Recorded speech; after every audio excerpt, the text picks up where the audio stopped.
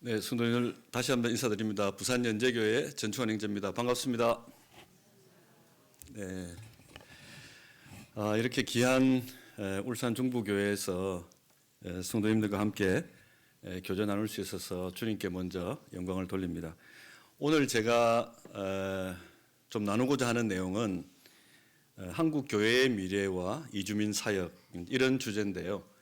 소주제로서는 유학생 선교와 관련된 이 패러다임의 대전환이다 이렇게 좀 말씀드리고 최근에 제가 이제 이런 주제를 가지고 우리 모임뿐만 아니라 외부에서도 조금 이제 이렇게 이야기를 하고 있습니다. 대표적으로는 부산, 울산, 경남 우리가 동남권이라 하지 않습니까? 동남권에 이런 이주민 사역을 하시는 대다수가 이제 선교사 출신들이 많은데요. 그런 이제 전문인 이제 컨퍼런스에서도 발표한 내용인데 또 그럴 뿐만 아니라 부산 지역에는 성시화 운동 본부라고 하는 1860개 교회 그리고 한 40만 명 정도의 성도들을 초교파적으로 교단과 교파를 초월해서 함께 이렇게 미래를 고민하는 성시화 본부가 있는데 거기서도 이제 그 미래 전략 회의가 있거든요. 거기서도 이제 함께 교제 나눈 내용이 되겠습니다. 그래서 우선은 먼저 제 간증을 조금 초반에 조금 이제 말씀을 드리고 왜 이렇게까지 하게 됐느냐. 제가 이제 이런 모임에서 브레드린에서 성장하면서 83년도에 이제 대학 3학년 때 구원을 받고 연제교회에서만 42년을 있었습니다. 처음 구원받자마자 이 구원의 은혜가 너무 감사해서 학교에서 집에까지 가는데 버스로 한 10정거장 정도 되거든요. 근데 앉아 있으니까 가만히 못 앉아 있겠는 거예요. 버스에 탄 사람들이 다 지옥 갈 것 같아가지고. 그래가 벌떡 일어나가지고 제가 청년 누구누구인데 잠시만 좀 말씀드리겠습니다 해가지고 한 5분 정도 복음을 전하고는 또 내렸어요. 근데 아무도 제지하는 사람이 없더라고요. 그런데 이제 학교에 부산대학교에 1996년도부터 이제 학교 생활을 하게 됐는데 하나님께서 그런 비전을 주신 것 같습니다. 그 당시는 뭐 한국인 학생들만 있었죠.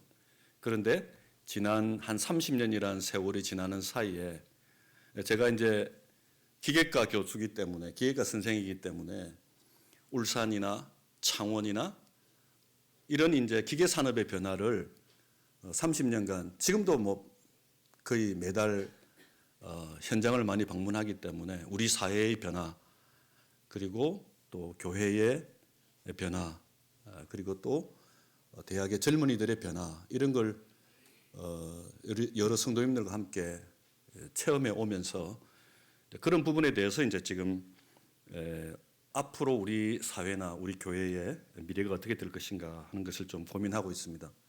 역대상에 보면 역대상 12장 32절입니까?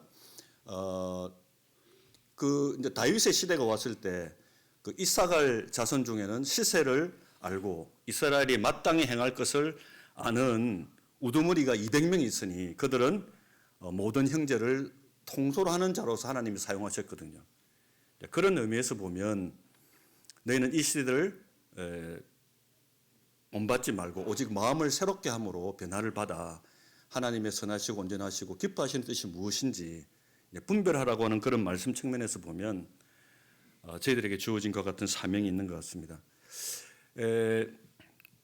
제가 이제 이 대학 이주민 사역에 어떻게 보면 시초가 실험실에서부터 시작되었습니다. 직장이죠.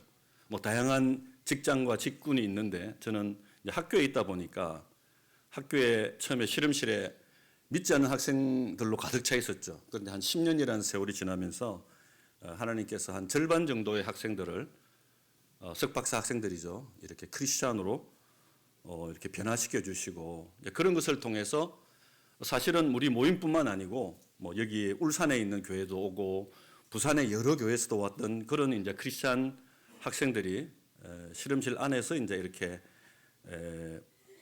어떻게 보면 이제 선교적 사명을 통해서 몽골 선교도 같이 가게 되고 하는 그런 여러 가지 과정들이 있었거든요. 그래서 제가 이런 내용들을 이제 지난 한 2012년부터 해서 한 18년까지 부산의 1,800개 교회의 청년 리더들, 그걸 저희들이 이제 CLA 과정이라 그러는데 이제 크리스천 리더십 아카데미라고 하는 것을 만들어 가지고 그 과정은 이제 목사님들이 이렇게 설교하지 않고 실제 청년들이 삶의 현장에서 경험하는 현장에서 삶을 통해서 그리스도의 향기를 나타내는 분들을 이렇게 초청해서 한 학기 동안 매 1학기, 2학기 동안 이렇게 강의하는 것 같은 시간을 가졌는데 저도 이제 한 10명 정도 강사 중에 한 강사가 되어 가지고 부산 지역에 있는 청년들에게 연재 모임뿐만 아니라 여러 교단 교파를 초월해서 그런 청년들에게 나눈 간증입니다. 그 간증 중에 이제 한 청년인데 이 친구는 울산 열방교회 출신이거든요. 그래서 본인이 그냥 스스로 이렇게 이제 간증한 내용들을 같이 공유했는데요.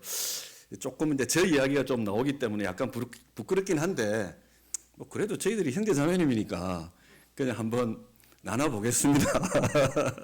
그 감안하시고 한번 들어주시면 감사하겠습니다.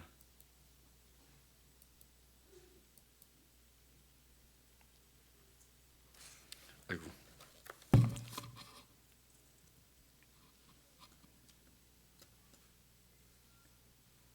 저는 실험실에서 석사과정에 재학 중인 김상인입니다.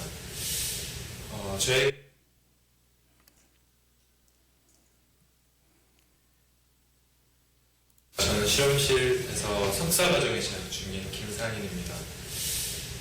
저에게 이 전충환 교수님을 만나고 이 실험실에 들어와서 생활을 하게 된 것은 정말 하나님의 은혜라고 밖에는 표현할 길이 없는 것 같습니다. 제가 8년 동안 중국에서 유학을 하면서 고등학교와 대학교를 거기서 나왔습니다. 외지에서 오랫동안 있으면서 정말 육적으로 영적으로 많은 방황을 했었습니다. 그리고 유학 생활이 끝나고 한국으로 돌아오니 또 한국 정황도 잘 모르고 제가 앞으로 무엇을 해야 할지 정말 막막했습니다. 정말 이리 치이고 저리 치이고 하다가 어떻게 이 실험실을 알게 돼서 이곳에 생활을 시작하게 되었는데 저는 이때까지 저와 제 부모님이 크리스찬 동료들과 함께 일하고 생활하는 것을 정말 꿈이라고 생각할 만큼 어려운 일이지만 항상 그것을 바래왔었습니다. 그런데 이곳에서는 월요일 아침 미팅 시간이 되면 전충환 교수님께서는 저희들에게 신앙인으로서의 삶이 어떤 것인지를 말씀해 주십니다. 그리고 금요일마다 정기적으로 기도 모임을 또 가지면서 이 실험실과 복음화를 위해 또 기도하는 시간이 있습니다. 전 이 실험실에서 생활하는 한순간 한순간이 지금 매우 보람차고 또 때문에 제가 이제 없었던 이 삶의 목표 또한 가질 수 있었습니다. 저는 지금 제가 이 실험실에 생활을 하고 또 전충환 교수님께서 이 실험실에 가지고 계신 그 방향들이 정말 하나님께서 원하시는 방향이라고 확신하고 있습니다.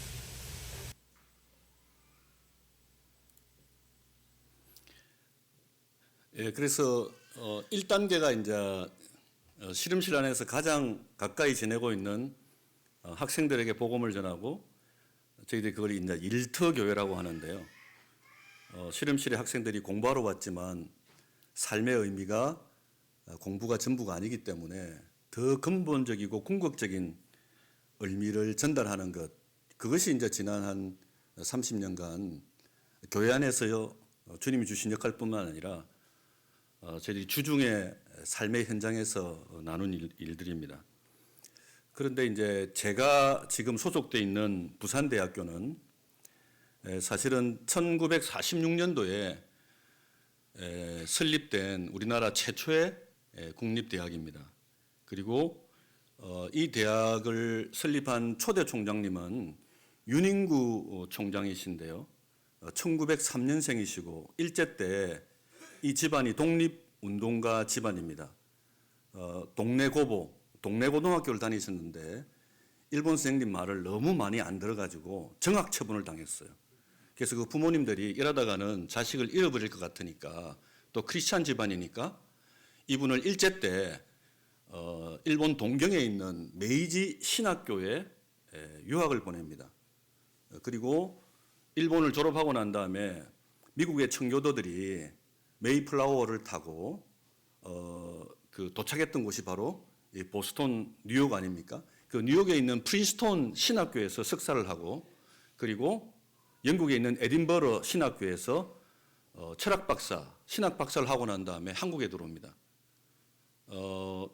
인천과 서울을 중심으로 한 아펜젤러와 언더우드의 선교 상황이었다면 이 부울경 지역에는 부산 지역에는 호주 선교부가 선교사를 정말 많이 파송했거든요. 이 부산, 경남, 울산 지역의 첫 번째 선교사가 누구신지 아십니까? 한국 교회사에 보면 헨리 데이빗이라고 하는 분이신데요. 그분은 브레드린 출신입니다. 그분의 부모님은 5명 자녀 중에 2명은 인도 선교사로, 2명은 한국 선교사로 보냈는데 영국에서 그 다비 형제님이 모임을 브레드린 무브먼트를 시작할 때, 운동을 시작할 때 그때 함께 하셨다가 뉴질랜드로 이민 와서 멜버른, 호주에서 정착하시고 난 다음에 거기서 5 자녀를 놓는데 그들을 장로교 선교 훈련 센터에서 훈련하고 난 다음에 이 헨리 데이빗 형제님이 한국을 들어옵니다. 그래서 이 부울경 지역의 첫 번째 선교사는 우리 브레드린입니다.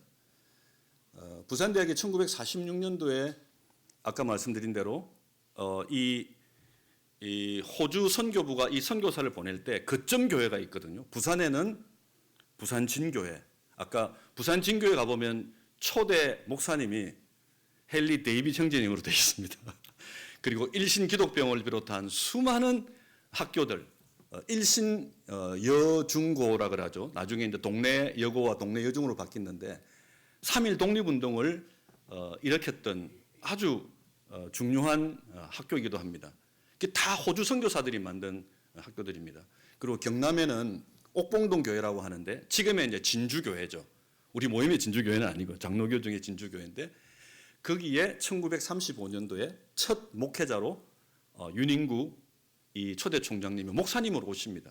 그리고 5년간 사역하시고 난 다음에 부산에 와서 낮에는 학생들을 가르치고 낮에는 일을 하고 밤에는 학생들을 가르치는데 독립운동을 가르친다 해가지고 일경에 체포돼 가지고 영등포 형무소에서 6개월간 옥고를 치르시고 난 다음에 낙향하셔가지고 해방될 때까지 그냥 초야에 묻혀 있습니다. 해방이 되고 난 다음에 미 군정이 이 지역에 첫 번째 대학을 설립할 때 그 당시로 보면 일본, 미국, 영국에서 그 세계적인 모든 상황들을 아시는 그 윤인구 박사님을 초대 총장으로 모신 거죠. 그래서 이 부산대학은 사실 기독교 대학으로 시작되었습니다. 그리고 이 진리, 자유, 봉사로 하는 이 가치는 요한복음 8장 32절로부터 시작됐거든요. 그래서 이 부산대학 캠퍼스 안에 이제 이 십자가가 있습니다. 십자가가. 이제 첫 번째 지었던 건물이 이게 채플입니다. 예배당입니다. 이 영남 지역의 YMCA 청년 캠프가 이 장소에서 열렸습니다. 그리고 여기 노란색으로 표시되어 있는 것이 이렇게 이 건물 처음 지어진 건물인데 그 건물 입구에 바로 십자가가 그려져 있거든요. 그래서 모든 학생들이 이 학교에 들어가기 전에 십자가를 통해서 들어가도록. 그래서 이분의 교육 철학은 바로 뭐냐면 교육이 종교의 길을 걷지 아니하면 교육의 그 본래의 목적을 이룰 수가 없다. 그래서 우리가 아무리 일반적인 대학 교육을 할지라도 그 속에 신앙이라고 하는 또 다른 가치관이 들어가 있지 않으면 올바른 어떤 인격체로서 그 가치를 발휘할 수 없다고 하는 것이 사실은 이 부산대학 처음 설립자의 의미입니다. 근데 제가 아까 말씀드린 대로 실험실에서 복음화를 위해서 노력하다 보니까 이런 이제 대학의 역사를 알게 되니까 1946년부터 해서 1960년까지 거의 한 15년, 16년 동안 이 대학 안에 채플이 있었습니다. 일반 국립대학이긴 해도. 근데 결국은 안 믿는 교수님들이 계속 생기다 보니까 이 초대 총장님이 안타깝게도 마지막에 쫓겨나시거든요. 쫓겨나셔서 어디 가셨겠습니까? 연세대학교 제3대 총장으로 갑니다. 왜냐하면 연세대학은 기독교 대학이니까. 근데 이런 이제 과정들을 보면서 제 마음 가운데 잃어버렸던 예배를 좀 회복해야 되겠다. 그렇게 해서 2019년부터 준비해가지고 2020년부터 시작됐던 것이 저희 대학 안에 프라이데이 눈 채플이라고 하는 금요 정오 채플입니다. 왜냐하면 유학생들이 아까 말씀드린 대로 많아졌기 때문에 모든 교단과 교파를 초월해서 이 학생들에게 매주 한 번 정도는 순수한 복음을 전해야 되겠다. 그리고 그 복음이 한국어와 영어로 전해져야 되겠다 하는 것과 같은 마음을 주시기 시작하셨습니다. 그래서 그걸 할 때쯤 이제 제가 그 학부장이라고 하는 부산대 기계관 한 60명 정도 교수님이 계시는 뭐 단과대학 같은 그런 규모인데요. 거기에 이제 학부장을 하면서 일을 시작하게 되었고 그 이후에 이제 부총장까지 이제 하게 되었습니다. 이제 FNC는 학생들에 의해서 이제 움직이는데요. 그래서 이걸 하면서 12시부터 1시까지 예배를 드리는데 11시부터는 교내에 이제 이게 전도를 하거든요. 전도를 할 때 이 영어로 되어 있는 전도지를 줍니다. 그게 뭐 예수님 믿으십시오 이런 게 아니고 FNC 이와 같은 예배 시간이 있으니까 외국인 학생들도 다 오라고. 그래서 같이 이제 전도가 됐으니까 제가 부총장실에 있으면 우리 학생들이 11시쯤 되면 이제 전화가 옵니다. 밑에 내려와 있다고. 그럼 내려가면 저도 같이 전도지 들고 캠퍼스에 이렇게 돌아다니면서 전도를 합니다. 안 놀라시네요, 지금 보니까. 그거 쉬운 일 아닙니다.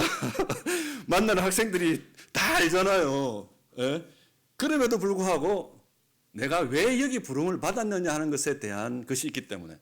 그런데 70년대, 80년대 캠퍼스하고 지금 캠퍼스는 완전히 분위기가 다릅니다. 제가 부총장임에도 불구하고 전도지를 나눠주면 정말 차갑게 싹 외면합니다. 그런데요, 거의 대다수 외국인 유학생은 제가 주는 그 전도지를 받습니다. 이게 뭐냐면 한 영혼의 가치가 천하보다 귀한데 우리가 어떤 사람들에게 전도할 것이냐. 옛날에는 우리가 더 귀한 일꾼들을 선교지로 내보내서 그 선교지에 갔던 선교사들은 거기에 있는 젊은이들을 만나려고 얼마나 애를 썼습니까? 우리가 보내는 선교 그리고 보내는 선교사의 후원 당연히 해야 됩니다. 그런데 시대가 전환되면서 하나님께서 우리 앞마당에 그렇게 선교사들이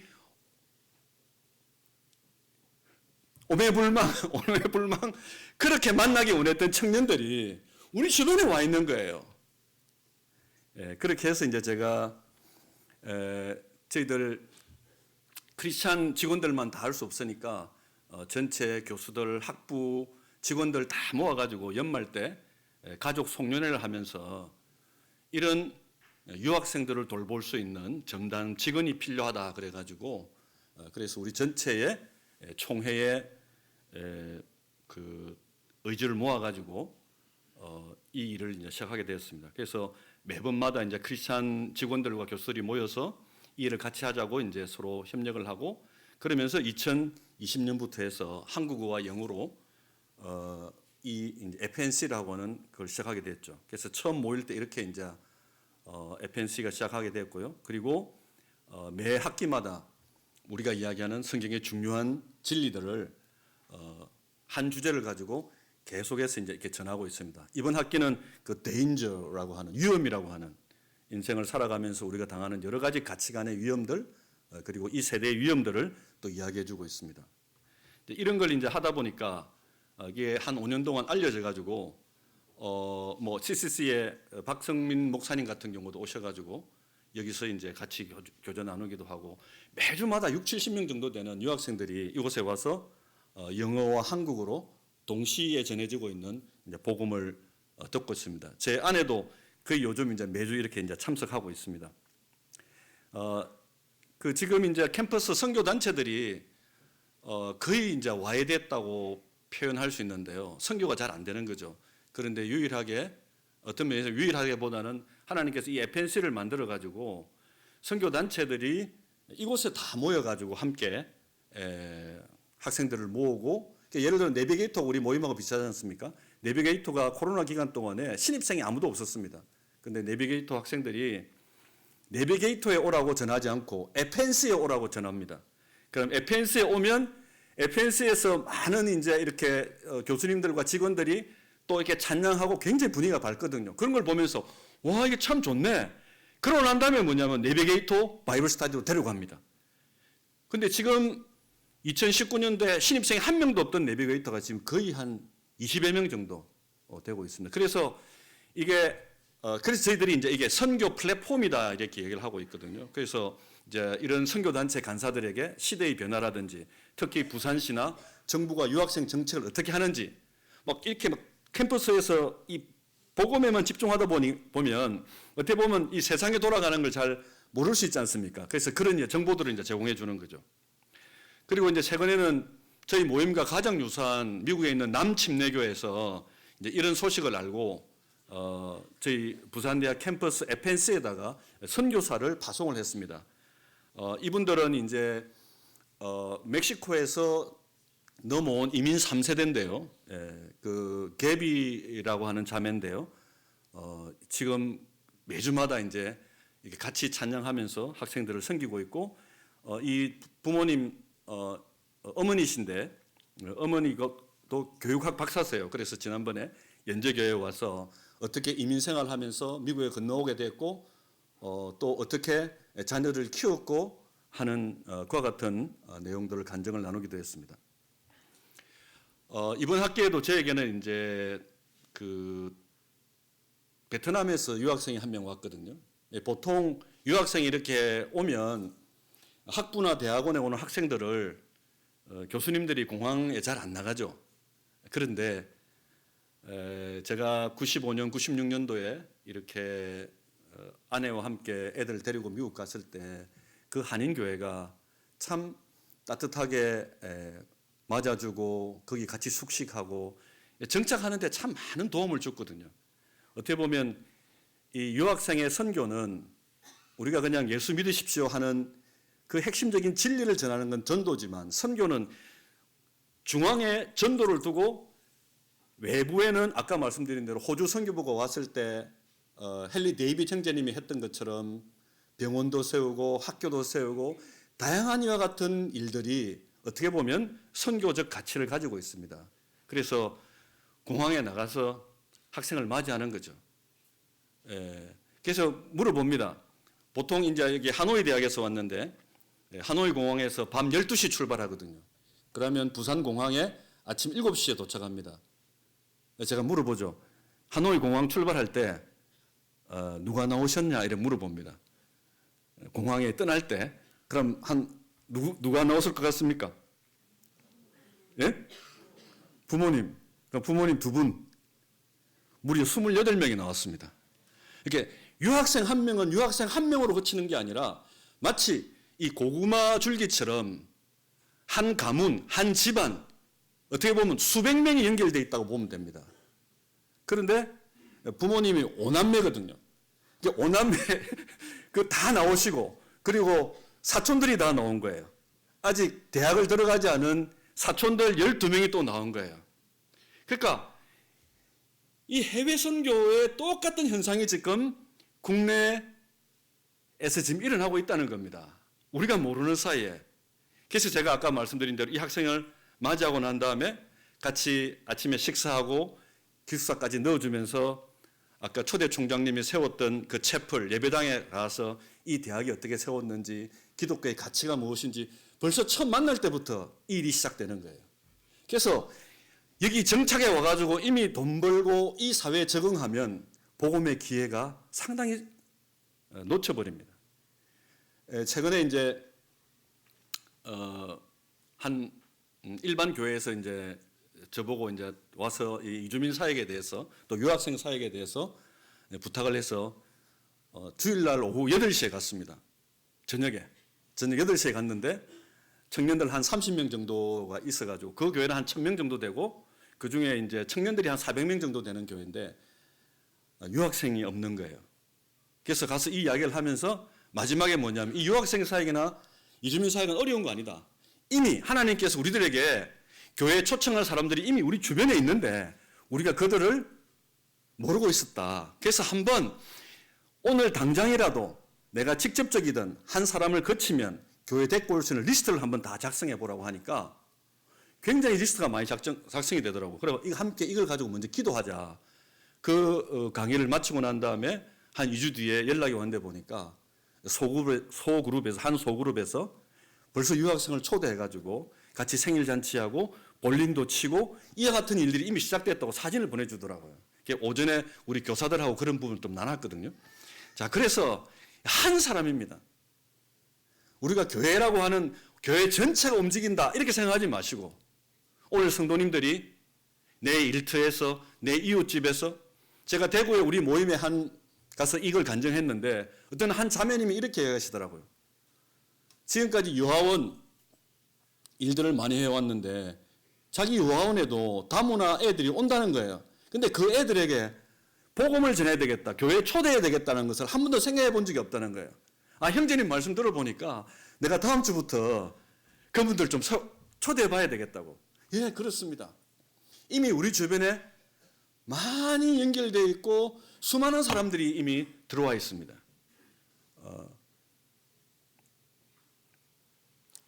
그래서 이제 이 대한민국의 인재가 누구일까? 1980년대 제가 대학을 들어갈 때인데 그때 입학 자원이 100만 명이었습니다. 20년이 지난 2000년대에 80만 명이었습니다. 올해 45만 명입니다. 20년이 지난 2040년에는 25만 명이 될 겁니다. 즉 짧은 5, 60년 기간 동안에 대학 입학 자원이 4분의 1로 줄었습니다. 여기 나오는 것처럼 엄청난 인구 감소죠. 그러면 이렇게 감소되는 부분만 있을까요? 예수님께서는 베드로에게 말씀하시기를 너는 베드로라 장차 사람 낚는 어부가 되리라 이랬거든요. 사람을 낚는 어부가 된다. 저는 그것을 이제 선교사라고 이렇게 부르는데요. 사람을 키우고 사람을 그리스도에게 데려오는 그와 같은 교사죠. 이제 선교사라는 측면에서 미셔너리라고 하는 해외에 나가서 복음을 전하는 뿐만 아니라 먼저 본 교사들, 먼저 본 사람들, 먼저 봤다는 거죠. 그래서 이제 우리가 이 먼저 본다는 걸 뭐라고 이야기하면 선견이라고 이야기하거든요. 선견, 먼저 봤잖아요. 그러니까 먼저 본 것으로 끝납니까? 먼저 봤으니까 어떻게 되겠어요? 선수를 쳐야 되겠죠. 선수. 그럼 선수 다음에 뭡니까? 그걸 제압하는 거죠. 선제. 마지막에는 뭡니까? 선점입니다. 즉 선견한 하나님의 제자들은, 예수의 제자들은 선견하면 선수를 치고 선제해서 선점하는 거죠. 그런 의미에서 보면 주님께서 마태복음 28장에 너희는 모든 족속으로 제자를 삼아 아버지와 아들과 성령 이름으로 세례를 주고 내가 내게 분부한 모든 것을 가르쳐 지키게 하라. 이 보면 그 갈릴리 호수에 있던 그 제자들에게 모든 족속이라 그랬거든요. 영어로 보면 all nations입니다. all nations. 모든 족속으로. 이게 요즘 시대 말로 하면 글로벌 인재입니다. 글로벌 인재를 키우라는 거예요. 요즘 한국에 있는 모든 대학들이 내걸고 있는 캐치프레이드가 뭔지 아십니까? 글로벌 인재 양성입니다. 우리 주님께서 대학이 아닌 주님의 제자들에게 글로벌 인재를 양성하라는 거예요. 글로벌 인재. 그러면 대한민국의 인재는 줄었지만 아까 말씀드린 대로 이 줄은 인구만큼 지금 새로운 인구가 들어오고 있는데요. 그런 의미에서 보면 여기 보석이 있지 않습니까? 하나는 잘 가공된 다이아몬드입니다. 우리가 이야기할 때는 한국에서 모든 교육을 다 수료하고 한국의 미래를 짊어질 수 있는 우리 청년들이죠. 그런데 또 한쪽에 뭐냐면 마치 아직 개발되지 않은 땅에 감추인 그와 같은 원석 같은 보석이 있습니다. 이 조금만 가공하면 정말 아름다운 다이아몬드 같은 보석으로 바뀔 수 있는데 하나님께서 우리의 인구는 좀 감소되지만 새로운 인재들을 보내주고 계신데 그것이 바로 이주민, 다문화, 유학생들입니다.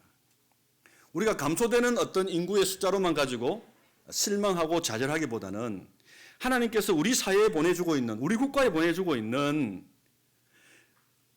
우리도 모르는 사이에 증가하고 있는 이 숫자를 한번 볼 필요가 있습니다.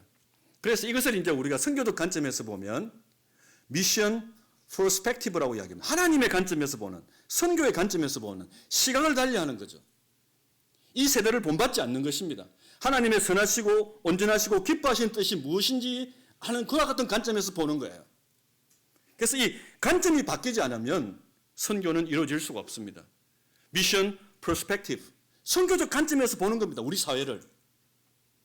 우리가 어둡고 힘들고 어려운 고난일지라 할지라도, 광야 40년 길이라 할지라도 하나님의 관점에서 보면 그것은 반드시 있어야 될 과정이거든요.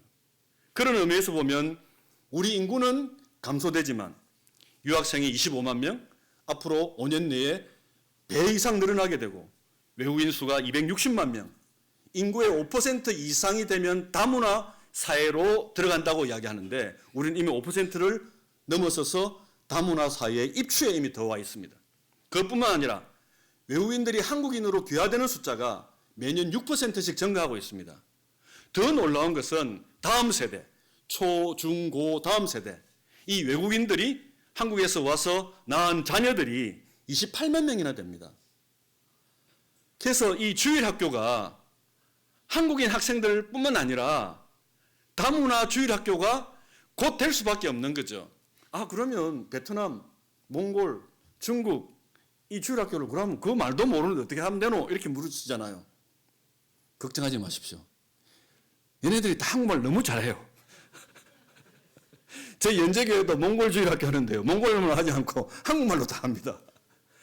자, 삼천개 해보세요. 1960년대, 70년대 미국으로 이민 가셨던 분들이 제일 걱정하는 것이 뭐냐면 부모 세대와 다음 세대의 소위 말하면 세대 차이입니다. 특히 언어 문제. 지금 유학생들이 고민하는 제일 큰 고민이 뭔지 압니까? 자기들에 비해서 초등학생 자녀들이 한국말을 더 잘하고 자기들 모국어를 잃어버린다고 하는 거예요. 그러니까 교회가 해줘야 될 두 가지 역할 중에 있는데요. 하나는 한국말로 복음을 전하고 또 하나는 뭐냐면 그들의 문화를 인정해주고 그들과 함께 아름다운 공동체를 만들어가는 겁니다. 그들의 문화와 언어와 그런 것들을 존경해주는 거죠. 존중해주는 거죠. 그게 교회만큼 할 수 있는 데가 없어요. 대한민국 정부가 외국인 정책을 4년마다 지금 1차, 2차, 3차, 4차까지 하고 있는데도 불구하고 이주민 지원센터나 이주민 센터에서 해줄 수 있는 그 영역 그 너머에 놀라운 일들이 있는데 그거는 우리 정부가 할 수 없습니다. 교회가 할 수밖에 없는 일인 것 같습니다. 성경에 나와 있는 믿음의 사람들은 이주민들이었습니다. 아브라함은 친척 아비 집을 떠나서 이주민으로 시작했고요. 초대교회 성도들은 이주민들이었습니다. 그리고 한국에 복음을 전해주신 선교사들도 마찬가지로 그들은 이주민이었습니다. 이 선교의 사명을 보면 마태복음 28장 19절에서는 모든 족속으로 제자를 삼는 민족적 확대입니다. 사도행전 1장 8절에서는 성령이 너에게 임하시면 너희가 권능을 받고 예루살렘과 온 유대와 사마리아 땅끝까지 내 증인이 된다 그랬거든요. 이 공간적 확대입니다. 그리고 계시록 7장 9절에서는 마지막 어린 양의 호린 잔치에서는 각 나라와 족속과 민족과 방언에서 능히 셀 수 없는 큰 무리가 나온다 했습니다. 이 세계적인 이주 현상은 과거와 달리 다양한 이유로 결혼, 유학, 또 뭡니까? 경제적 부요 이런 걸 위해서 전 세계 인구의 5% 정도가 이주하고 있습니다. 사실은 서울 집중화도 이주입니다. 울산에 있는 청년들이, 부산에 있는 청년들이 이제 나그네 인생을 서울로 가서 시작합니다. 이게 한국에 있는 젊은이들이 이제 미국을 건너가고요.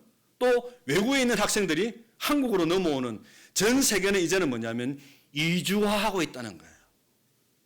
그래서 그런 의미에서 보면 하나님께서 이 하나님의 관점에서 이루어지는 선교를 우리는 요한복음 17장에서 볼 수 있는데요.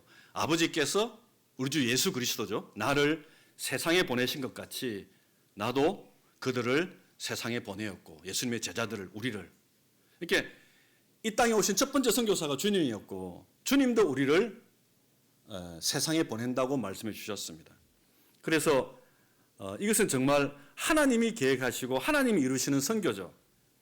선교에 많은 이제 전문가들이 쓴 그 책에 보면 하나님의 선교는 하나님이 예수 그리스도를 보내셨듯이 예수님은 우리를 세상에 보내신다고 했는데, 이때 보면 이 보내실 때 이 선교는 변화하는, 계속해서 점진적으로 또 격변적으로 변하는 세상에서 변하지 않는 이 복음을 확장하는 역사인데, 이 역사에 있어서 하나님이 사용하시는 모델, 개인이 있고 교회가 있고 국가가 있다고 하는 것입니다.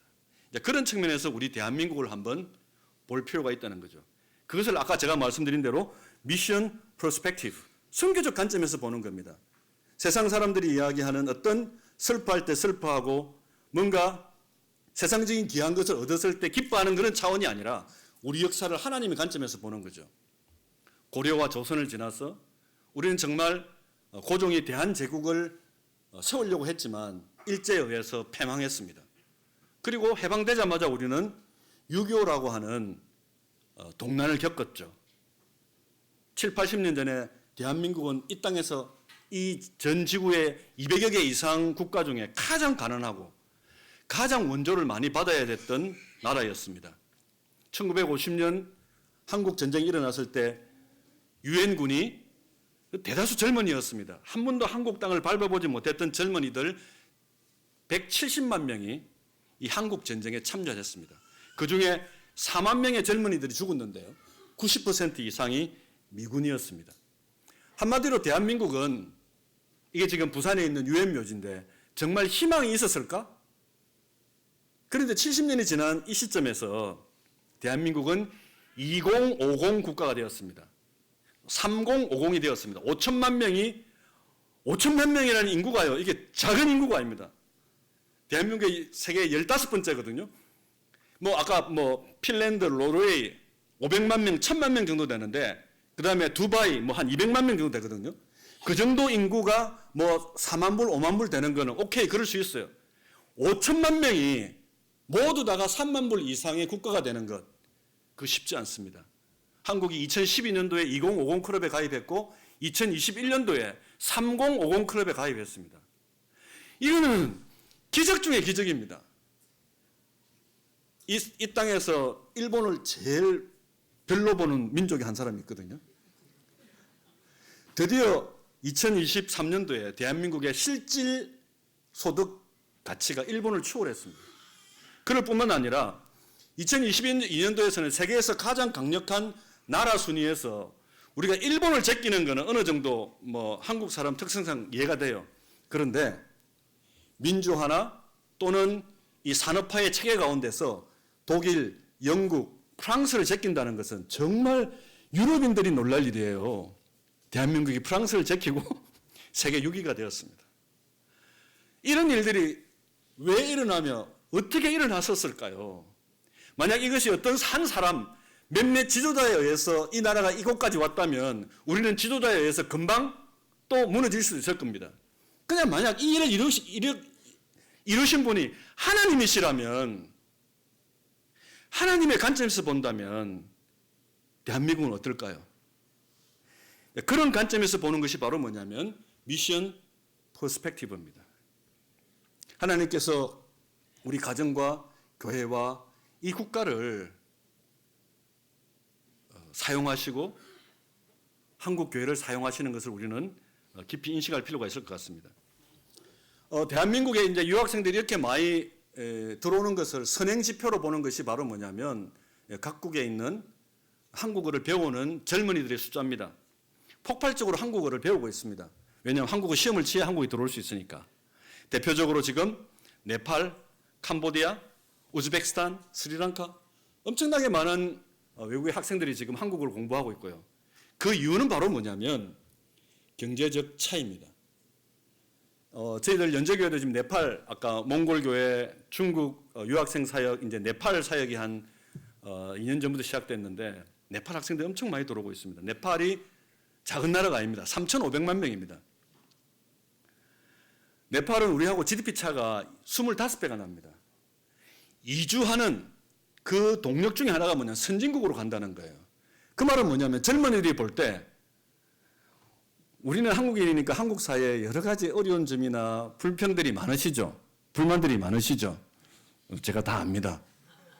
근데 그거를 미션 퍼스펙티브 측면에서 한번 보십시오. 우리는 그렇게 볼 수 있는데 그들은 이 대한민국을 선진국으로 알고 옵니다. 그래서 아까 5천만 명이 2만 불, 3만 불이라고 하는 이 경제적 수준을 유지하기 때문에 오는 거예요. 한 달 월급이 2년치 월급이 되기 때문에. 만약 이런 동력이 사라지면 이 유학생들이 근로자들이 올 수 있을까? 하나님께서 한국의 물질적 부여는 이건 단순한 물질적 부여가 아닙니다. 이건 반드시 선교와 연결돼야 됩니다. 이스라엘 백성들이 530년간 애굽에서 종살이하고 난 다음에 그들이 광야 40년 길을 들어갈 때 하나님께 그들이 취하지 않았던 애굽에 엄청난 많은 보화를 주셨어요. 근데 그들이 첫 번째 만드는 것은 우상 숭배하는 송아지를 만드는 데 사용했습니다. 그리고 광야 가운데 성막을 사용했습니다.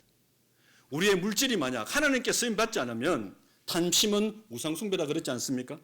자기 목적, 자기 인생의 가치를 위해서 하나님 주신 물질을 사용하는 거예요. 근데 만약 이게 미션 퍼스펙티브, 하나님의 관점에서 보게 되면 그 물질은 성막을 세우는 데 사용됩니다. 그런 측면에서 하나님께서 우리 대한민국의 경제적인 부여를 주실 때 우리가 그 하나님의 자원, 하나님의 리소시스, 하나님의 그 자본을, 캐피탈을 어떻게 쓸 건가 하는 거죠. 그렇기 때문에 선교의 지역교회를 부르시고 그리고 선교의 각 성도들을 통치하시고 다스리시는 하나님의 이 시대의 주권이 있다는 것입니다. 1979년부터 시작된 우리 한국의 선교 역사를 보면 이거는 우리 브레드린뿐만 아니라 전체 교단을 보면 2000년을 넘어서면서 선교사를 파송한 국가가 한 170개국에서 더 이상 늘어나지 않고 있습니다. 선교사 숫자도 2010년을 기준으로 해서 정체되고 있죠. 그건 왜냐하면 여러 가지 인종적 갈등, 종교적 갈등 때문에 그렇습니다. 특히 우리가 이야기하는 10/40창 같은 경우는 이슬람권에는 선교사를 파송할 수 없는 부분이죠. 그런데 유학생은 어떠냐면 전 세계 180개국 이상에서 25만 명의 유학생들이 오는데 그 유학생의 포트폴리오를 보면 선교사를 파송할 수 없었던 국가에서 들어오고 있다는 겁니다. 그런 관점에서 보면 아까 말씀드린 대로 우리가 중국 선교를 할 때 중국이 문이 열리자 중국 선교를 했잖아요.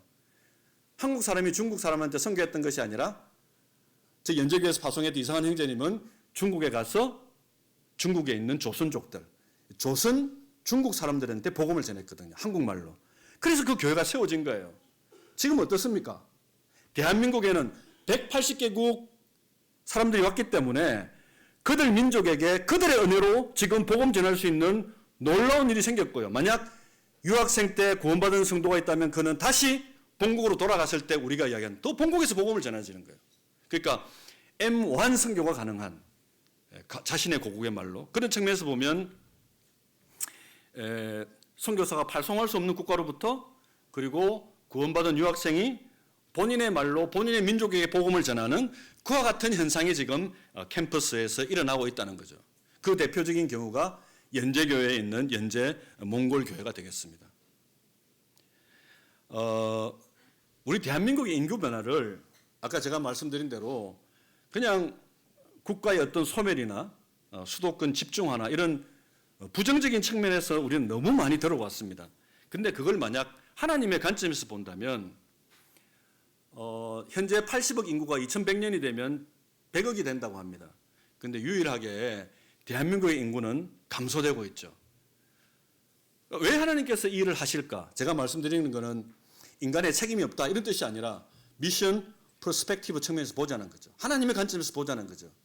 그 말은 하나님께서 우리가 한국어를 쓰는 한국어 문화권 단일 민족에서 우리 사회를 다양한 인종이 존재하는 심지어는 2천만 명 정도의 다민족이 들어올 수 있는 사회로 그런 측면에서 보면 우리가 전 세계의 두 번째 선교사를 보내는 국가였습니다. 아까 가난한 나라에서부터 아시아 국가들에 오는 유학생들한테 질문을 해봅니다. 베트남 학생, 우즈벡 학생, 그 다음에 몽골 학생, 그 다음에 인도네시아 학생 어떤 대답하시는 줄 아십니까?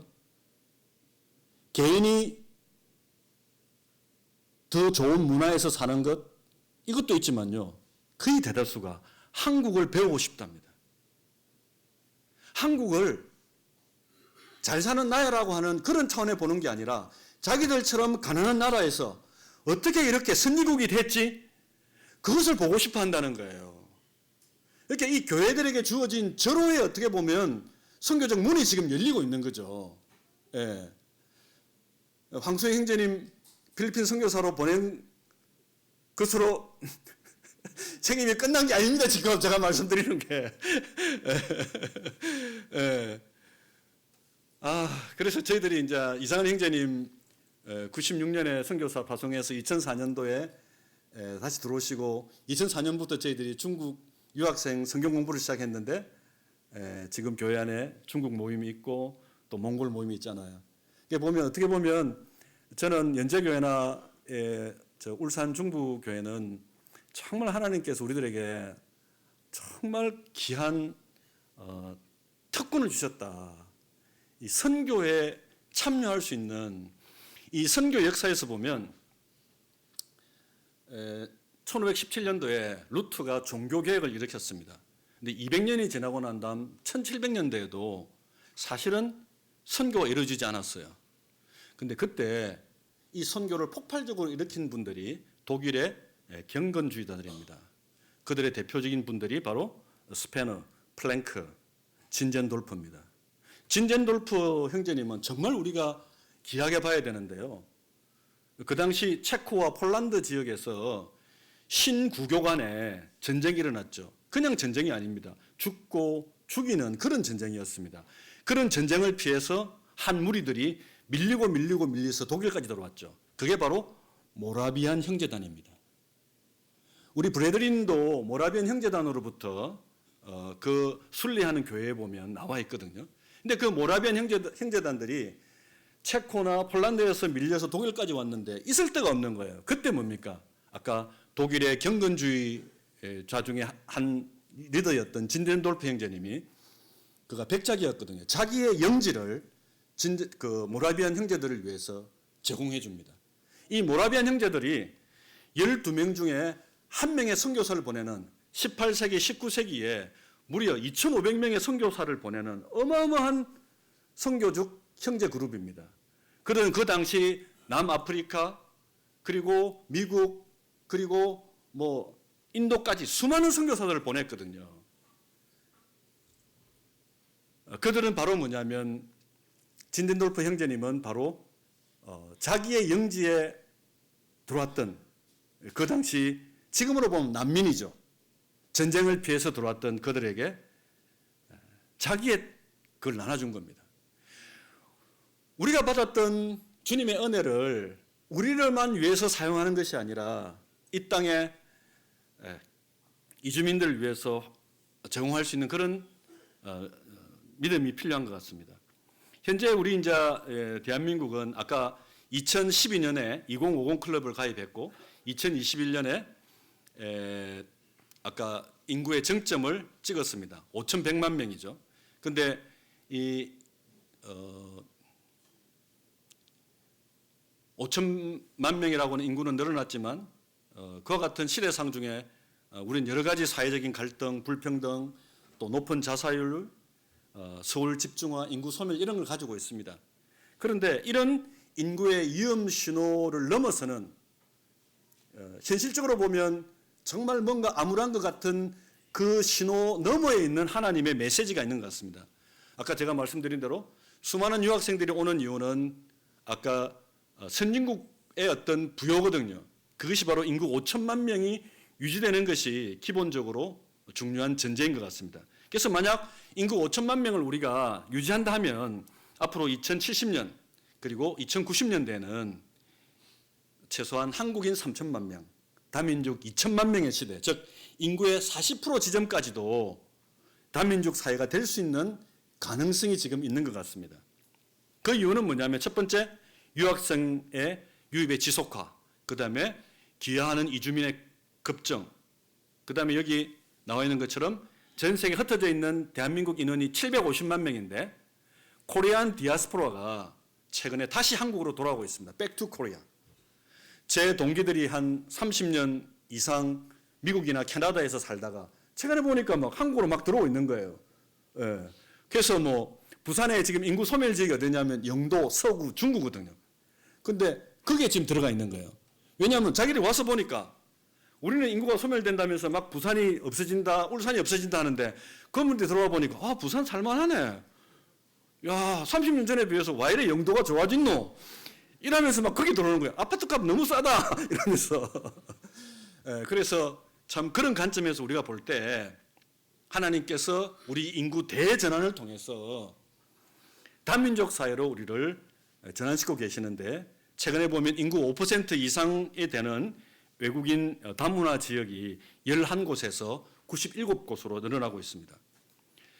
2018년을 기준으로 해서 이 빨간색이 보시면 고등학교 졸업 인원이고 파란색이 대학 입학 정원인데 2018년도에 이미 이 티핑 포인트 즉 대학 입학 정원에 비해서 고등학교 졸업생이 부족해지고 있습니다. 그래서 우리는 단일 민족의 어떤 입시 위주 교육에서 다민족 교육으로 현재 학생 중심 교육으로 넘어가고 있는데요. 한국인 숫자는 줄고 있지만 놀랍게도 계속해서 증가하고 되는 숫자가 있습니다. 그것이 바로 유학생과 이주민과 그리고 귀화하는 인력들입니다. 그래서 제가 다시 말씀드리는 것처럼 줄어드는 것만 보지 마시고 하나님께서 우리 사회 가운데 보내주시는 귀화하는 한국인 수, 외국인 주민 수, 그리고 그들을 통해서 태어나는 새로운 우리 다음 세대, 이주민 다음 세대에 우리가 집중할 필요가 있다. 그래서 주일학교도 위기이지만 또한 새로운 기회가 오고 있다 말씀드리고 싶습니다. 부울경을 한번 보겠습니다. 부산, 경남, 울산은 과거부터 해서 이 동남권이라고 하는 한 경제 공동체로 엮여져 있는데요. 대한민국이 5천만 명 정도 되기 때문에 전 세계 약 한 220개 중에서 대한민국의 인구는 29번째입니다. 그런데 부울경이 지금 옛날에는 1,000만 명이었는데 지금은 770만 명입니다. 인구 숫자로 따지면 한 100위 정도가 됩니다. 그런데 부울경이 가지는 총 생산량, 경제적인 생산량을 보면 한 40위권 정도 됩니다. 핀란드, 루마니아, 체코, 뉴질랜드, 포르투갈과 같은 그와 같은 생산량을 가지고 있습니다. 그러니까 이 부울경 지역은 굉장히 소득이 높다는 거죠. 그 말은 다른 말로 이야기하면 자합이 많다는 겁니다. 일자리가 많다는 거예요. 그러니까 이주민 측면에서 보면 부울경 지역은 새로운 all nation, 모든 민족의 공동체가 세워질 수 있는 굉장히 좋은 입지 조건을 가지고 있습니다. 한국 전체를 통해서 보게 될 때 이제 산업을 뭐 화학, 케미컬이라든지 기계라든지 그다음에 중공업이라든지 자동차라든지 항공이라든지 이런 측면에서 이 산업의 집적도를 보면 역시 뭡니까? 수도권을 제어하면 부울경이 가장 많은 집적도를 이루고 있습니다. 우리가 알다시피 이 부울경 지역에는 좋은 일자리들이 많습니다. 여기 울산은 뭐 대표적인 현대가 있고요. 또 아까 대우, 거제, 그다음에 카이, LG전자 뭐 그것뿐입니까? 그에 관련된 수많은 업체들이 있죠. 우리가 산업의 지금 현재 현실이 어렵고 정말 인력을 구하기 힘들어요. 2년 전부터 이 동남권에 있는 기업체에서 저희 학교에 찾아와 가지고 면접을 하는데 유학생들 면접을 합니다. 유학생들을 자기 회사의 정주 인력으로 이제 키우기 위한 그와 같은 면접을 하는 거예요. 그래서 아까 제가 말씀드린 대로 하나님의 관점에서 보면 이제 유학생은 외국인이 아니라 미래의 한국 시민으로 봐야 되는 겁니다. 한번 따라해 보십시오. 유학생은 외국인이 아니라 미래의 울산 시민이다. 미래의 울산 시민이 누구냐는 거죠. 당연히 한국 사람도 울산 시민이죠. 그렇지만 더 높은 정규율을 가지고 있는 외국인, 이주민, 유학생, 다문화가 이 울산을 지킬 또 하나의 미래 인재가 될 겁니다.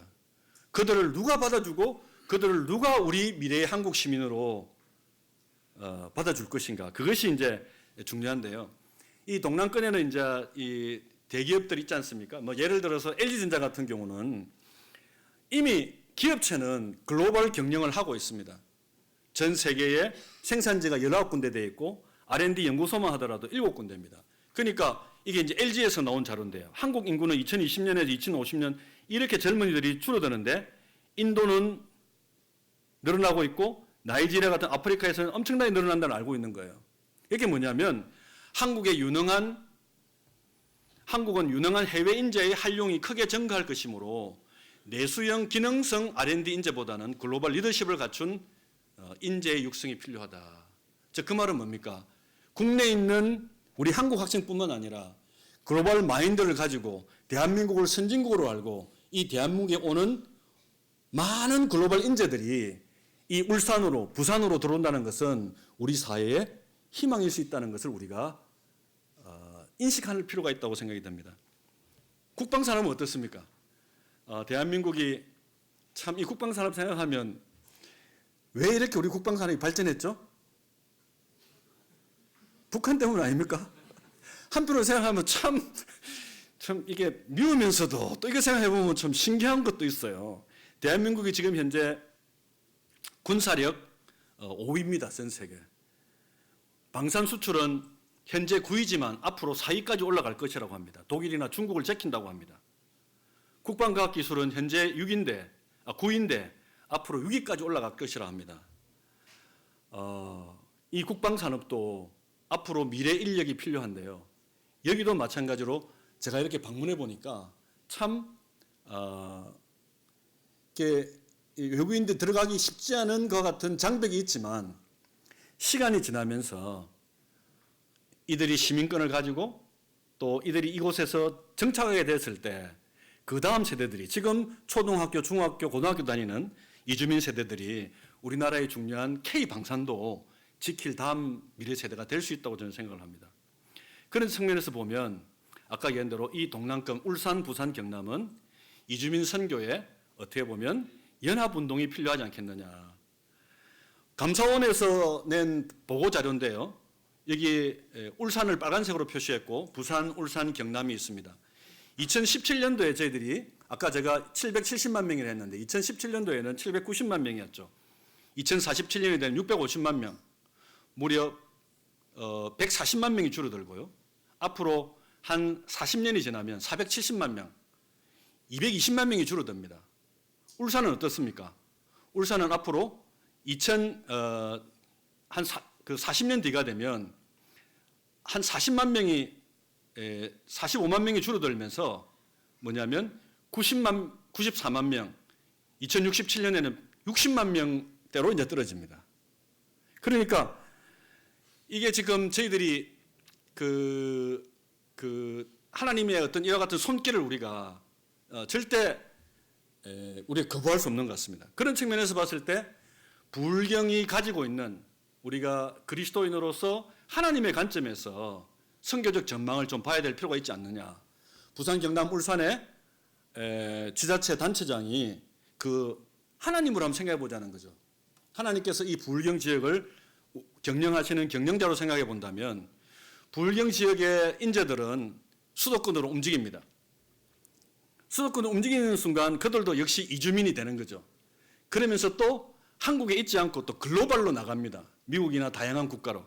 그런데 하나님께서는 또 전 세계에 있는 젊은이들을 글로벌 인재를 유학생이라는 형태 또는 근로자라는 형태로 불경으로 보내주고 그들을 이 지역에 정주 인력으로 지금 변화시켜 가고 있습니다. 그런 측면에서 보면 현재 우리가 부산, 경남, 울산이 770만 명인데 2050년이 되면 650만 명, 120만 명이 줄죠. 2070년이 되면 약 한 200만 명이 주는 480만 명.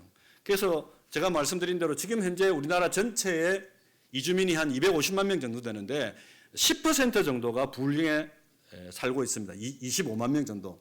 그런데 앞으로 30년 뒤가 되면 25만 명이 아마 100만 명이 될 것이야. 4배로 늘어날 것이라고 생각이 됩니다. 그래서 아까 제가 말씀드린 대로 먼저 이것을 보고 선견하고 그 다음에 선수하고 그 다음에 선제하고 선점할 필요가 있다. 왜? 복음적인 측면에서라는 것입니다. 선교적 측면에서. 그런 면으로 보면 다양한 이 부울경 지역이 혁신 도시처럼 모든 민족을 담을 수 있는 초등고가 필요하고 이 지역에 있는 다양한 대학들이 이런 모든 민족을 받아들이는 시대가 될 것이다.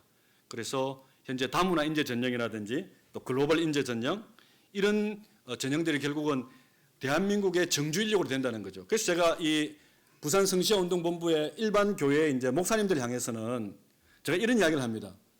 앞으로 유학생 부산 시민입니다. 그리고 그들은 11조를 내는 당량한 성도가 될 것입니다.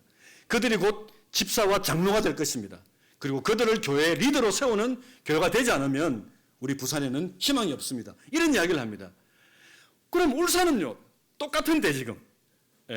이제 그런 면에서 이주민 중에서 어떻게 보면 삶의 모범이 되는 장로와 집사를 배출하는 그와 같은 동남권의 교회가 되기를 기도하고 있습니다. 이 부산은 이제 그 대학이 한 20개 정도 되다 보니까 전체 이주민 중에서 유학생 숫자가 그 전국 평균은 한 7% 정도 되거든요. 근데 부산은 무려 전체 이주민 중에서 유학생이 차지하는 퍼센테이지가 16%입니다. 2배가 넘어요. 그런데 울산은 어떻습니까? 울산은 아까 제가 말씀드린 대로 앞으로 2067년이 되면 약 한 50만 명 정도가 줍니다. 그런데 여기에 울산대학이라고 하는 또 울산 과학기술대학이라고 하는 정말 어떻게 보면 20개를 잡을 필요도 없어요. 부산처럼. 여기는 핵심적인 2개만 딱 잡으면 뭔가 하나님의 놀라운 역사가 일어나지 않겠느냐 하는 그런 생각이 들고 주님께서 이런 면에 있어서 연제교회와 우리 울산중부가 함께 협력해 나가고 또 그럴 뿐만 아니라 동남권에 있는 이주민 사역하시는 분들과 문을 열고 함께 호흡했으면 좋겠습니다. 한국 학생들은 줄어드는 반면에 다문화 학생들은 굉장히 빠르게 증가하고 있고 교육부 자료를 보면 다문화 학생 중에 70%가 초등학생입니다. 이게 주일학교 학생들이 70% 차지한다는 거죠. 그리고 경기도 같은 경우는 안산이라든지 여러 가지 이제 아까 외국인 노동자들이 많다 보니까 다문화 학생 비율이 70%가 넘는 학교, 초등학교, 중학교, 고등학교, 90% 넘는 학교들도 있습니다. 연제를 말씀드리면 연제 몽골 교회를 위해서 참 수고하신 부부가 이 울산 중부 계시는데 제가 이 자리를 빌어서 감사드리고요. 근데 이 이제 그 몽골 교회가 지금은 이제 2년 전에 저희들이 이제 개척해서 몽골 이 자녀들이 이렇게 20명이나 됩니다. 얘네들이 한국말을 너무 잘해요. 그래서 몽골 주일학교는 우리 청년 자매들이 하고 있습니다. 그리고 아까 말씀드린 대로 연제 주일학교는 한국 학생들이 많이 줄지만 중국 성도들 자녀들이 함께해서 연제 주일학교는 한국과 중국 그리고 몽골 이렇게 이제 함께 하고 있는 거죠. 그래서 이제 몽골 유학생이 사실 어떻게 보면 아까 말씀드린 한 사람이 중요합니다. 라과 드리치라고 하는 이 학생이 처음 와가지고 2014년도에 극동방송에도 나가고 그렇게 해서 연제 몽골 교회가 시작됐는데요. 지금 많은 고난과 많은 어려움을 겪으면서 또 이런 고난과 어려움들이 결국은 뭐냐면 선교적 교회로 가기 위한 그런 고난이었던 것 같습니다. 지금 한 50명 정도가 되고요. 거의 90% 이상 유학생입니다. 석박사 과정. 그런데 이제 처음에 이제 이렇게 선교센터에서 선교 공부 시작했다가 또 타가방을 만들고 그 다음에 이제 몽골 교회를 섬기는 에르카 한나 자매 부부가 헌신하겠다 해서 2022년도 그동안 몽골 교회를 섬겨왔던 10년 이상 수고한 조상석 형제님과 엘카 형제를 몽골 교회 장로로 세워서 현재 이렇게 일을 하고 있습니다. 2023년도에 몽골 성도들이 한 8명 정도 침례를 받았는데요. 이해되지 않습니다. 참 하나님의 은혜라고밖에 말할 수가 없고요. 아까 말씀드린 2012년도에 부산대학 유학생으로 와가지고 이 몽골 교회에 처음 시작이 되었던 이 라과 그다음에 빌라르 이 자매는 이 부부는 박사학위를 마치고 대전에서 있는 에너지기술연구원에서 연구원으로 있다가 2년간 민간업체에 있으면 이제 영주권을 받았거든요. 그런데 이제 이들이 최근에 또 연락을 전해왔는데 연재에서 했던 것처럼 대전에서 또 몽골 성경 공부반을 시작했다고 연락이 왔거든요.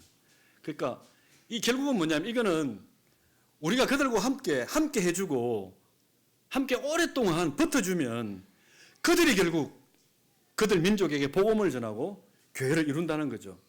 그때까지 우리가 견뎌주는 것, 기다려주는 것, 또 물질적으로 후원하는 것, 또 형제님들이나 자매님들이 그 도대체 몇 명 구원받았노? 이런 말 하지 마시고 계속해서 그냥 묻지마 투자를 해야 돼. 묻지마 투자. 예. 그러니까 그게 참 어려운 거죠. 성도들의 귀한 헌금을 이게 열매도 보이지 않는 그 일이다가 우리가 어떻게 오랫동안 투자할 수 있을까? 저는 그런 것에 대해서 우리 중부교회 필리핀 선교를 위해서 지금까지 참 헌신하셨던 그런 걸 생각해 보면 너무 감사하고 좀 대단하십니다. 그래서 이제 국내 선교의 문도 하나님께 열어주시기를 바랍니다. 그래서 이제 이 몽골 형제들이 이제 몽골 이제 교회가 설립되고 난 다음에 이들의 마인드가 뭐냐면 자기들 연재 교회 안에만 보는 게 아니라 부산 지역에 있는 한 뭐 통계로 보면 지금 2023년도에 한 250명 되지만 실제로 한 500명 정도 되거든요. 이 친구들을 어떻게 한 자리에 모아서 복음을 전할까 이런 걸 이제 고민을 하더라고요. 그래서 사실은 BMSS라고 하는 것이 부산 몽골리언 스튜던트 서밋이라고 하는 몽골 학생 연합회가 있는데 몽골 교회가 세워지고 난 다음에는 몽골 학생 연합회 즉 신자 비신자 할 것 없이 몽골 유학생 전체 모임의 리더십, 회장, 부회장, 총무를 다 연재 몽골 교회에서 합니다. 그러니까 이 친구들이 전체 연합 집회에 강사를 누굴 세우느냐?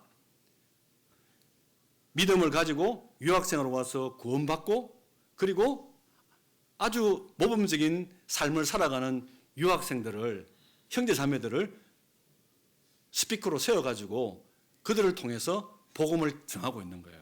그래서 이번에 이제 2023년 4년도 주제가 뭐냐면 오버카머거든요. 오버카머라는 게 뭐냐면 극복자예요. 극복자. 유학생으로서 공부도 해야 되죠. 자녀도 키워야 되죠. 또 학비를 대기 위해서 또 노동도 해야 되죠. 한국 사람도 울산에서 사시기 진짜 힘들잖아요. 그죠? 부산은 힘들던데 울산은 안 힘든가 봐요. 근데 우리도 힘든데 유학생 얼마나 힘들겠습니까? 그러니까 그들이 믿든 믿지 않든 그 몽골 유학생들에게 어떻게 하면 한국 사회에서 성공적으로 정착하고 또 그 극복해 나가면서 잘 살 수 있는지를 복음을 통해서 간증을 통해서 이야기하는 거죠. 그 주제가 바로 뭐냐면 극복자라는 겁니다. 그래서 이 한번 홍보 동영상인데 한번 보시기 바랍니다.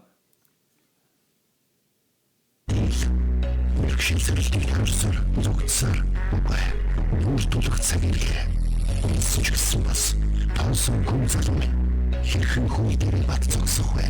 Хэрхэн өөрийн амьдралыг бодох вэ? Хэрхэн эрхийн зорилтын үдс нээж чадах вэ? 11 сарын 17 цагаас уулзцгаая.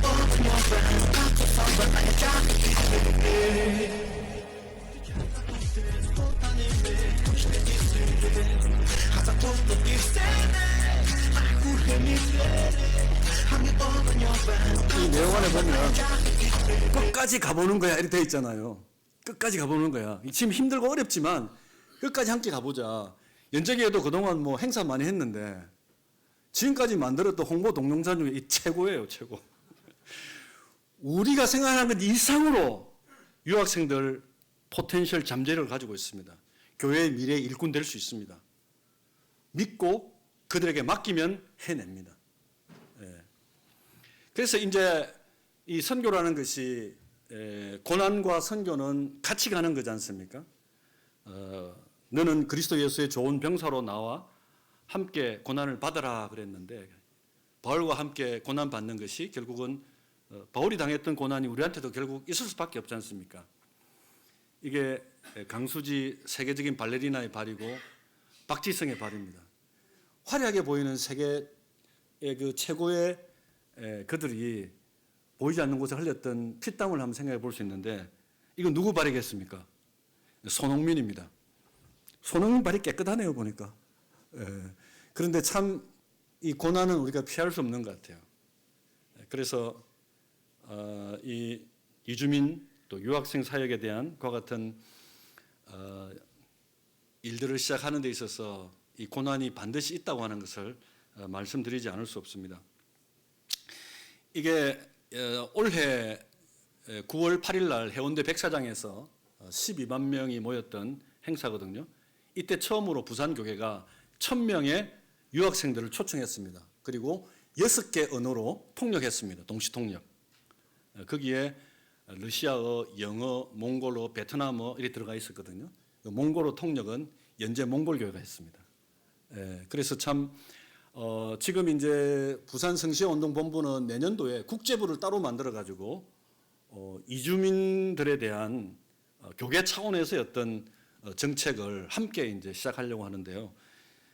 그런 걸 생각할 때마다 지금 여기에 나와 있는 마틴 루터 킹 목사가 에이브라함 링컨 대통령이 1863년도에 노예 제도를 폐지했습니다. 그럼에도 불구하고 100년이 지나고 난 다음에 미국 세대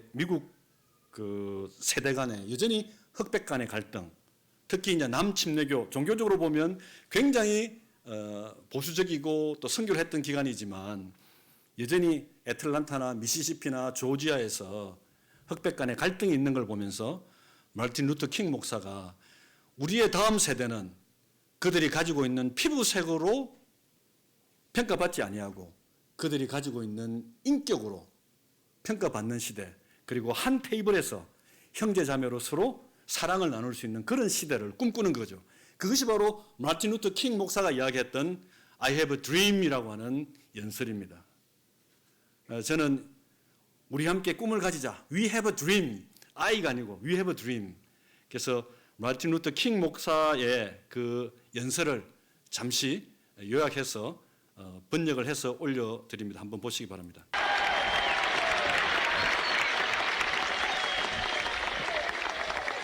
I am happy to join with you today in what will go down in history as the greatest demonstration for freedom in the history of our nation. I have a dream that one day this nation will rise up and live out the true meaning of its creed. We hold these truths to be self-evident, that all men are created equal.